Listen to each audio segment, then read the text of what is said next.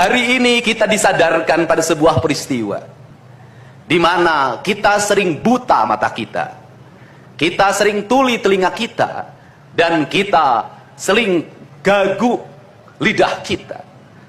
Ketika anak-anak kita berteriak di jalanan, mengusung sangkur, membawa celurit, saling berkejaran, darah menetes di setiap sudut kota, motor-motor dibakar, orang menjerit penuh rasa ketakutan, kita hanya bisa diam.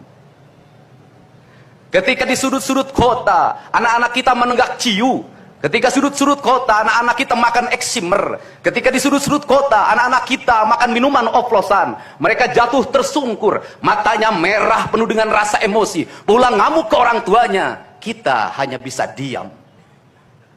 Ketika anak-anak kita menghabiskan waktu main game online sampai jam 4 pagi, tidak masuk sekolah, di rumah ngamuk, mengancam orang tuanya dengan pisau, menusuk kakeknya dengan sangkur, kita hanya bisa diam. Proses kita hanya dua, pidana dan penjarakan dalam penjara anak. Tetapi kita tidak pernah menyadari bahwa seluruh lorong-lorong kegelisahan mereka, seluruh hiruk pikuk jalanan tak membuat mereka nyaman. Sudut-sudut rumah menjadi neraka bagi kehidupan mereka.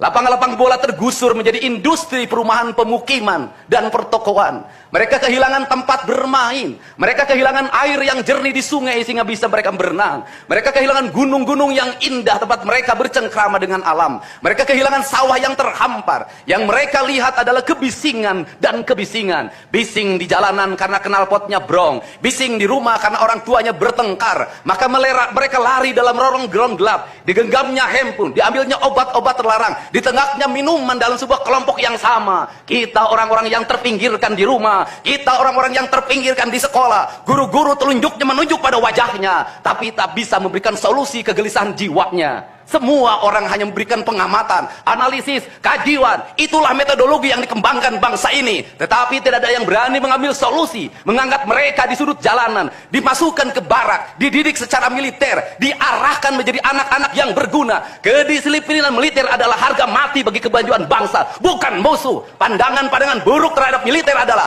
pandangan-pandangan orang yang takut anak-anak Indonesia bangkit, yang takut anak-anak Indonesia mencapai kemajuan. Mereka takut bangsa ini menjadi bangsa kokoh dan tegap. Mereka ingin bangsa Indonesia menjadi bangsa pemabuk yang setiap hari mabuk akan ilmu pengetahuan, yang setiap hari bertengkar di TV, yang setiap hari bertengkar di medsos, sementara hamparan kekayaan alam diambil sama mereka. Janganlah kita menjadi antek dari bangsa lain, memporak-porandakan diri sendiri dan bangsanya dengan alasan pengetahuan, dengan alasan hak asasi manusia.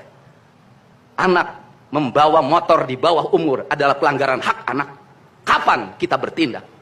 Dan selama ini kita membiarkan anak-anak nonton film tanpa didampingi oleh orang tua. Itu adalah pelanggaran anak, dan kita tidak pernah bertindak. Anak-anak di bawah umur merokok, minum minuman keras, itu adalah pelanggaran hak anak. Semuanya kita berdiam. Anak-anak main game online, nonton tayangan-tayangan dewasa lewat media sosial, kita berdiam. Negeri ini akan hancur manakala semua orang berdiam. Maka orang yang memegang kekuasaan harus menggunakan tangannya untuk merubah seluruh kemunkaran ini menjadi sebuah kebajikan. Kalau kita berkomitmen pada bangsa ini, problem anak-anak kita adalah mengkonsumsi tayangan yang bukan haknya di media sosial. Maka saya meminta peraturan pemerintah yang mengatur tentang itu segera dilaksanakan. Anak-anak di bawah umur tidak boleh mengakses media sosial yang bukan haknya.